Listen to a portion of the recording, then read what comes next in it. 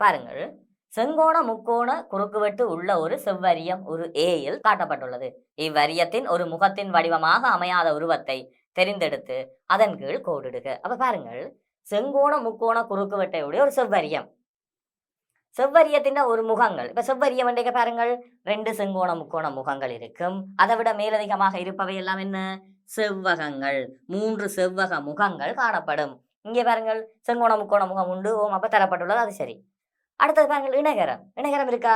அதுல பார்ப்பதற்கு நாங்கள் கீறும் போது, அதாவது முப்பரிமாண வடிவிலங்களால் கீற முடியாத வழியில் அதை தெரிய வேண்டும் என்றதுக்காக தான் நாங்கள் தான் இணைகர வடிவில் கீறுகிறோம். என்ன பாருங்கள், அதை பார்க்க இணைகரம் மாதிரி இருந்தாலும் அவை என்ன? உண்மையில் செவ்வகங்கள். ஆகவே இந்த இணைகரம் என்பது பாருங்கள் வடிவமாக அமையாது. தெளிவாக பார்க்கணும். வடிவமாக அமையுமெண்டா நீங்கள் வந்து அமையுமெண்ட் வச்சு கொண்டு என்ன செய்வீங்கள்? இந்த செவ்வகத்தையும் செங்கோண முக்கோணையும் கீழிடுவீங்கள். தெளிவாக வாசிக்கும் போது பாருங்கள், வடிவமாக அந்த ஒரு முகத்தின் வடிவமாக அமையாத உருவம்.